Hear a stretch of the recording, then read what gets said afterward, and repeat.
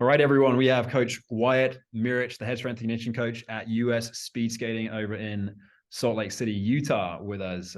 Super exciting listing for Connect to have our first Olympic program with Olympic caliber athletes and some really stellar personnel out in Salt Lake City. So super excited to learn about this and kind of juxtapose maybe a little bit between the collegiate scene, the high school scene, and what it means to work with these kind of caliber athletes. So as per usual, turning the mic over to you, Wyatt. Please go ahead and introduce yourself. Tell us a little bit about where you're from and your journey to US speed skating. Yeah, absolutely. First off, just want to say thanks for having me on, getting our listing out there, trying to, draw in as many high-level applicants as we can have, and try and find a contributing member to our team here at US Speed Skating. So, yeah, like I said, my name is Wyatt Mirich. This is my first year as the strength and conditioning coach here with US Speed Skating.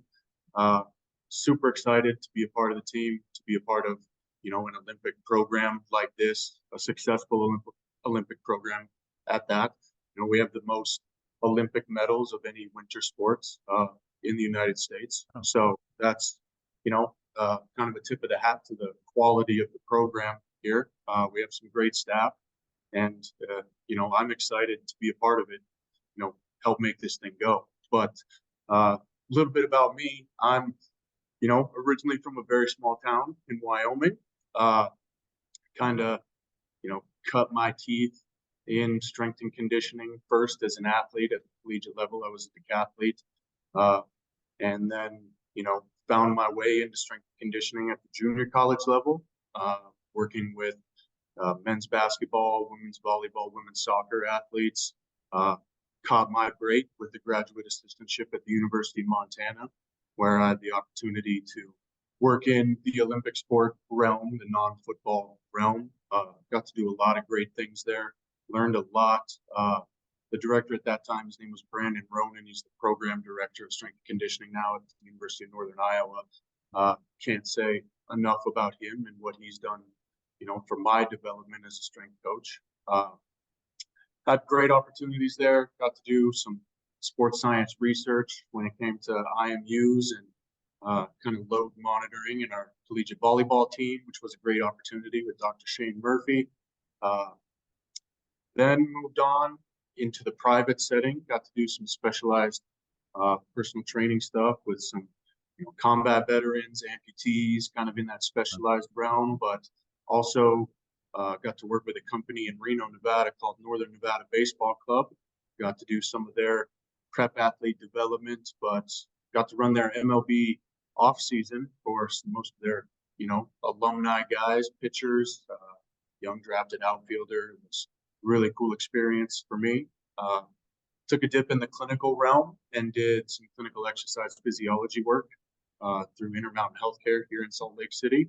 Got to do a little bit more, get back to my educational roots. My master's is in exercise physiology, and that was very enjoyable. Different to be in a clinical setting than a performance setting, but now we got this job back in the high performance realm, back in the athletic development space, and excited for the opportunity and excited to make this thing grow.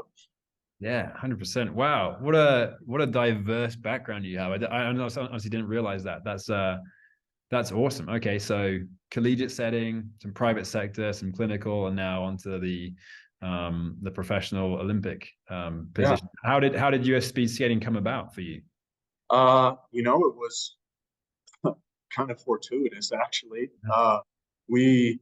My fiance and I made the move here to Salt Lake City for an opportunity that she had. She works in the medical field. She works in the OR with some spine and neurosurgeon stuff. She's a neurophysiologist. And so we made the jump out here to Salt Lake. I wanted to support her.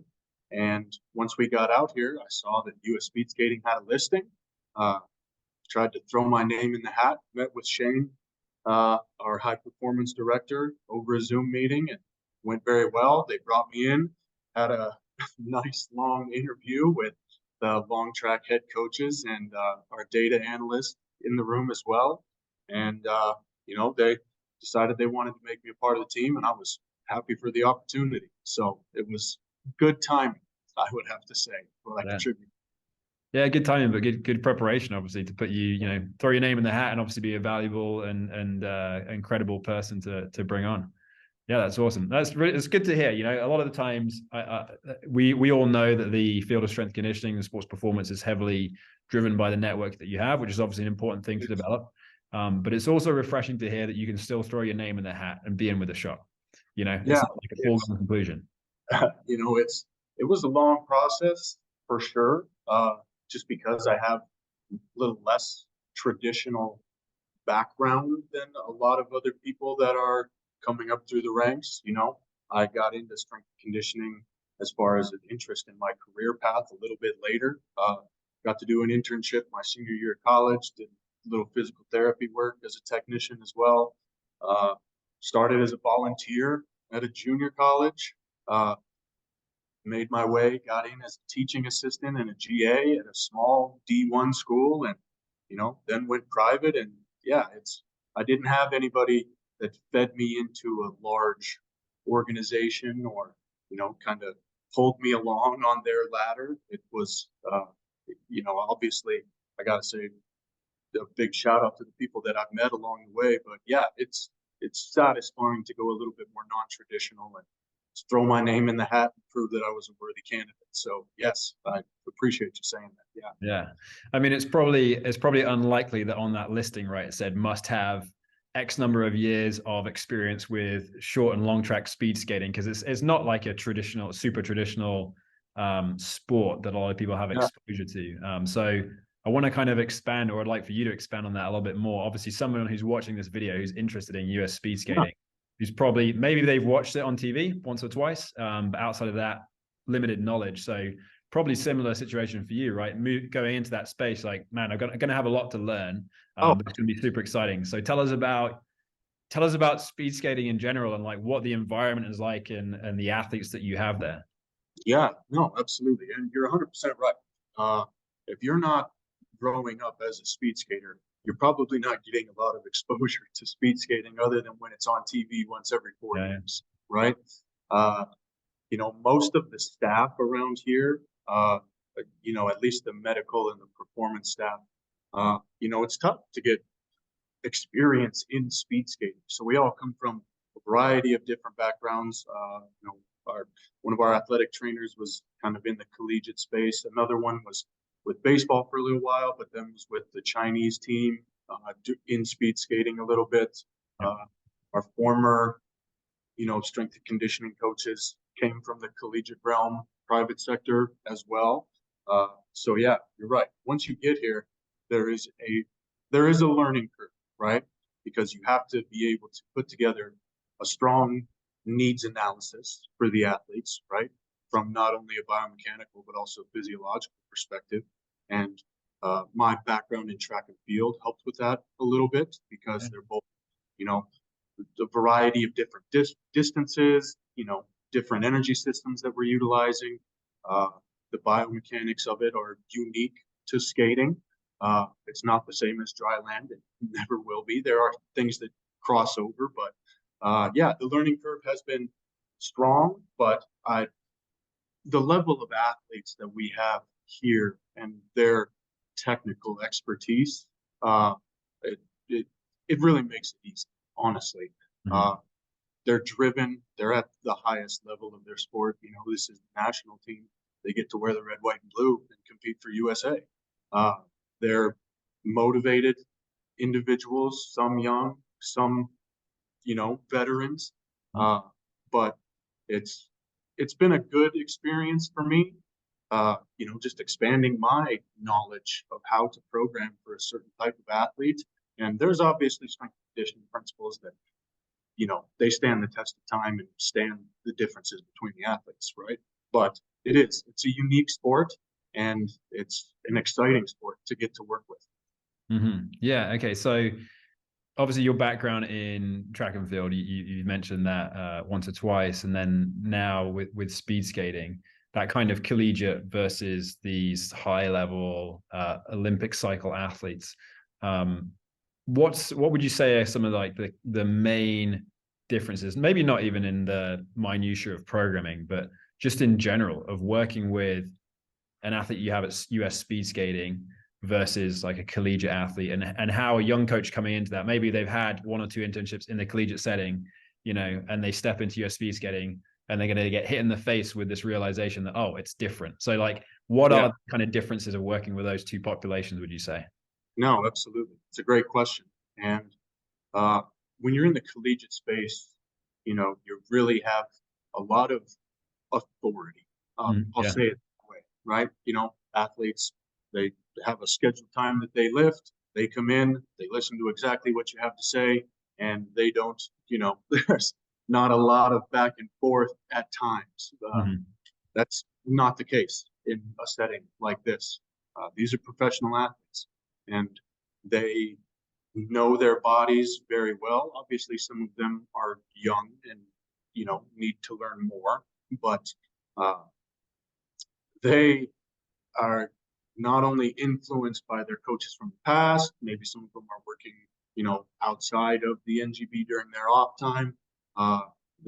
It's very much a collaborative effort between the staff and the athletes to make sure that they're performing at their highest, because it's their career. They've decided to do this, you know, and do it full force. It's not maybe in the collegiate space, sometimes you get an athlete who's not totally committed. That's not the case in here. So that would probably be one of the largest differences, is once you make that next step out of the collegiate realm, it's way more collaborative than, you know, you're not an autonomous figure over your team. Right, exactly. Yeah, there is that kind of parental role almost in the collegiate setting, and there's that that level of respect. Yeah, exactly. And it's not like, you know, maybe they're not motivated to be there, but they have to be there, you know, because they're scheduled to do that by their head sport coach. So yeah, I absolutely get that. And I don't necessarily think this is like broadly speaking the case, but in the collegiate setting, there might be instances where a coach is trying out new methods with a subgroup of athletes or whatever else, and just seeing if it works, seeing if it doesn't.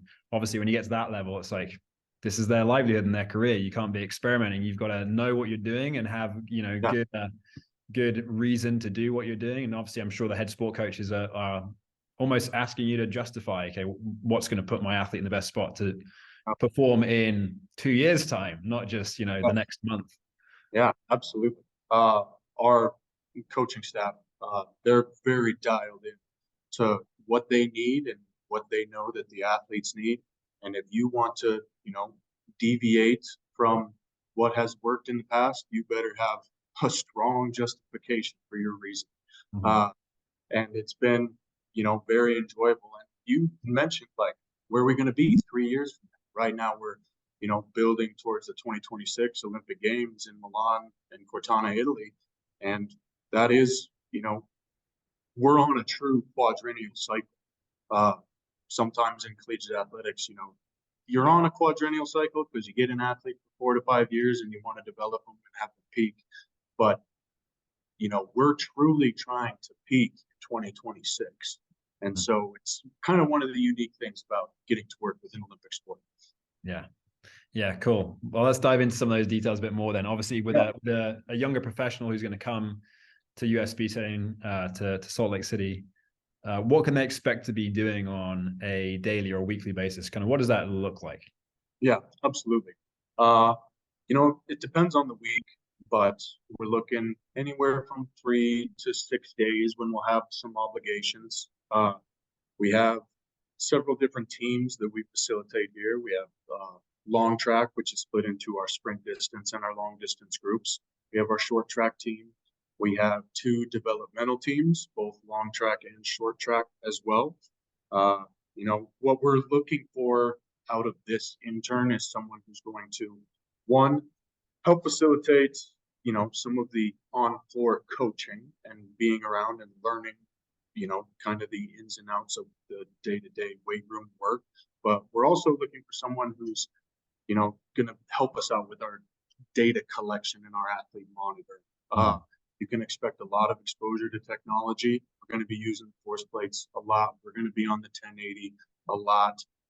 You know, we're going to be working, you know, they're going to have the opportunity to work with our athlete management software. They're going to get the opportunity to look at our digital programming app, day-to-day basis, collect data, help the athletes through the workout, learn, grow, ask as many questions as you possibly can.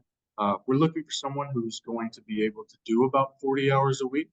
You know, we're here for the entire competition cycle. We're looking hopefully around the second week of July, they're able to start and able to stay through the month of March.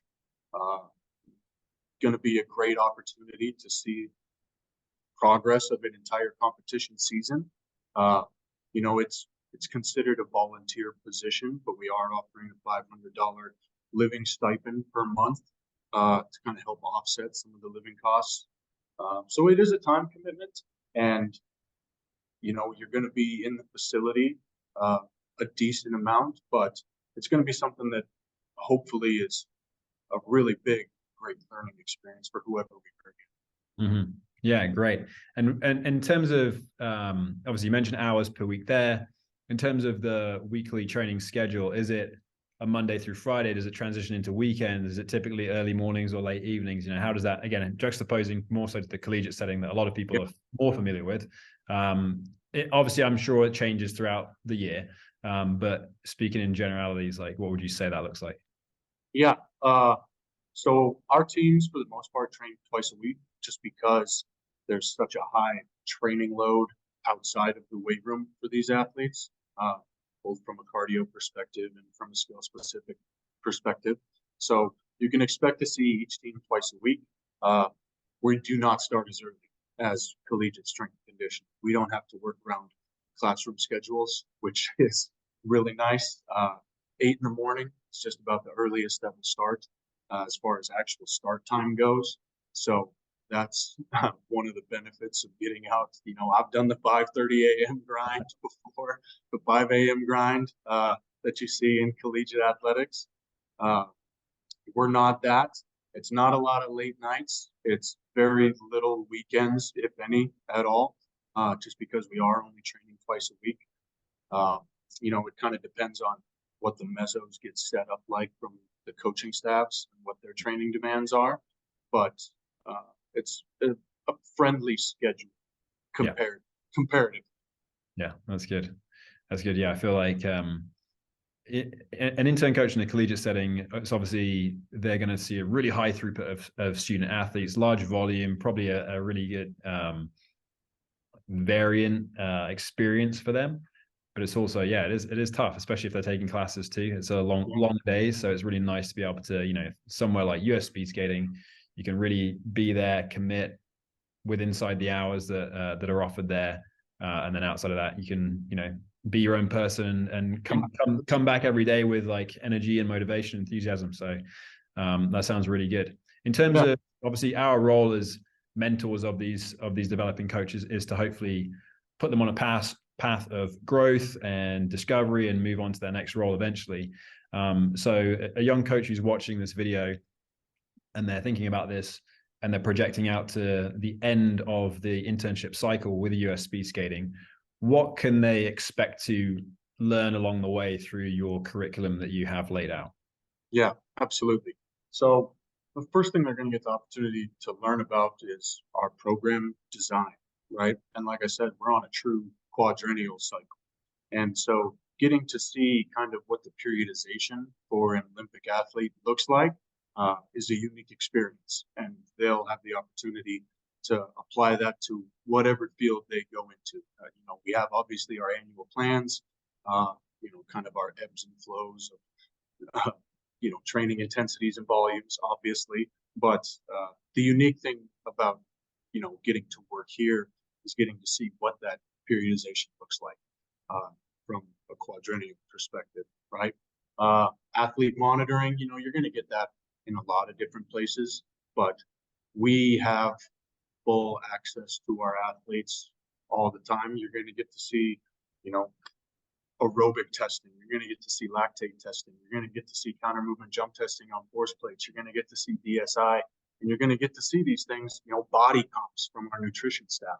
You're going to get to see these things every 4 to 6 weeks. Like we are on top of monitoring our athletes and making sure that we are trending in the right direction, they are as healthy as they can possibly be so they can perform. Because this is, it's the highest level. It's red, white, and blue.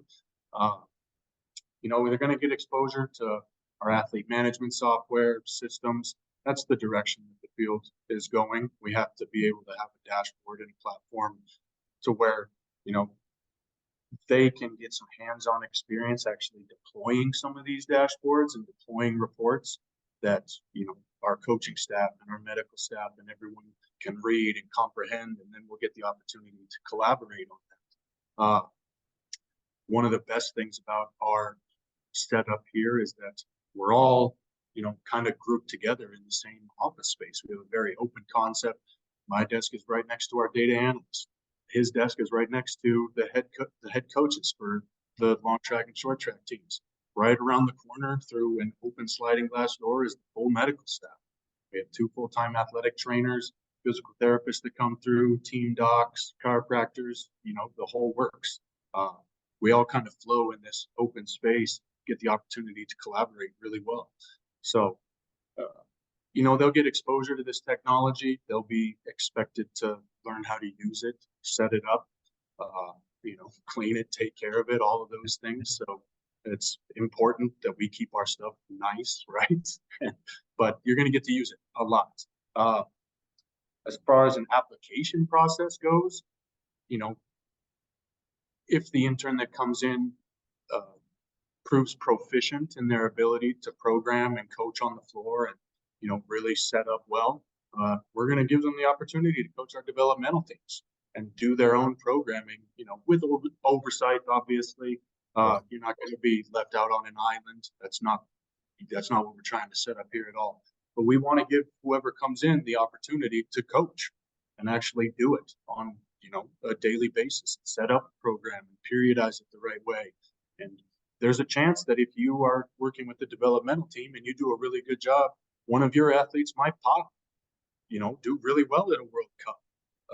And, that's something that you can throw on your resume and be like, hey, I took a developmental skater and, medaled them at World Cups. So it's a very cool opportunity if the intern proves proficient in that.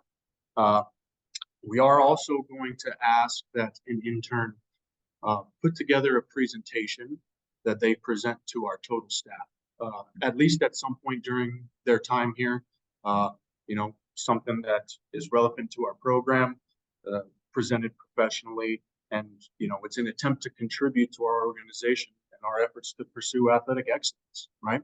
So we're going to give you the opportunity to put something together, go through some research, and put together something that you're confident in presenting to just a great group of people, a super supportive network here, and it's hopefully a curriculum that someone's going to get a lot out of and have the opportunity to really grow in. Mm-hmm. Yeah, I think that's great. I think it's really important to have those professional presentation opportunities. Obviously, the majority of the value of an internship comes from the day-to-day experience and the interactions that you have. But that being said, to have something that you can professionally record and present on and add to your portfolio is important, because you're going to do that in the future. And hopefully, if you're a practitioner that's worth their medal, then you're probably going to do that in a professional conference environment as well and share your ideas. So being able to do that in front of Olympic caliber coaches and support staff is sure a nerve-wracking experience, but one that is going to be really, really rewarding. Yes, that's awesome.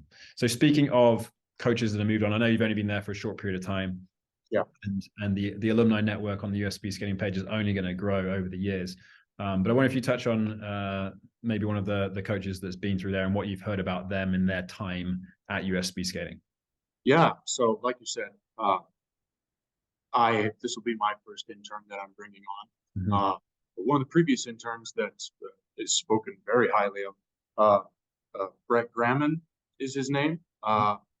He came out, did an awesome job. I heard nothing but good things about the way that he was athlete-centered. He worked well with the support staff. He kind of really fit into the flow of things around here. He was able to, move on to working with Monumental Sports out in Washington, D.C. and he's, working as an athletic performance associate in the Washington Wizards organization right now. So he got to transition to a very high level out there working with NBA athletes. So again, this is my, first year here. And like you said, we're going to do nothing but grow that network. But the opportunities after you leave here, hopefully are numerous and at the level that people want, right? Because we want people to go on to bigger and better things. That's what we want. Of course, yeah. And I don't think it's the case, when you look at a internship such as this, that is, it's US speed skating, it's one sport under one roof, and it's not necessarily a collegiate where you're working with multiple different sports and multiple different S&Cs or whatever. Some might look at this and be like, oh, I don't know if I want to pigeonhole myself, but I don't think that is the case, because you guys are all from different backgrounds. You haven't just been in US speed skating. The tech that you are going to get exposure to, you're going to see at many different places anyway. So yeah, it sounds like if I was a young coach, this would certainly pique my interest. It sounds like a really unique and awesome opportunity. Not just to be like only in the weight room, only in the S&C setting, but as you mentioned, the free flowing, the way that your building is set up to be able to develop those relationships with other support staff, other coaching staff. It sounds really unique. So yeah, you're going to get the opportunity to work with, Paul, our data analytics guy. He's got some wonderful projects going on. You get to see our nutrition staff around, get the opportunity to pick their brain as much as you can. Very collaborative effort, from all sides. Mental performance, you're going to get to see all of it here. The total package in depth. Sometimes when you're at the collegiate level, you're trying to please a lot of different people on a shallow level, just because so many moving pieces, right? Here, you actually can get down into the nitty gritty, really get to know people and dive into the deep details. It's going to be a good experience for whoever comes on. 100%. Awesome. Well, if anyone who's watching this video wants to learn more and learn about the application process, obviously all of those materials are down at the bottom of this page. So feel free to reach out. Obviously, if anyone has any questions, they can either reach out to us here at Connect or directly to Wyatt here. Obviously, your email address is on the page, so I'm sure he'd be open to having anyone correspond with him. Of course. Yeah, perfect. So, hey, thanks so much for your time and for your insight about US speed skating. We're excited to add you guys to the platform. Obviously, have this up and running for you for years to come. We'll be hotly anticipating 2026 and watching all the athletes as they progress through that. But yeah, thanks for your time, and we're happy to help. Happy to be the first Olympic listing on your guys' Connect page, man. I appreciate you. Thank you. Good stuff. All right. Thanks, Coach.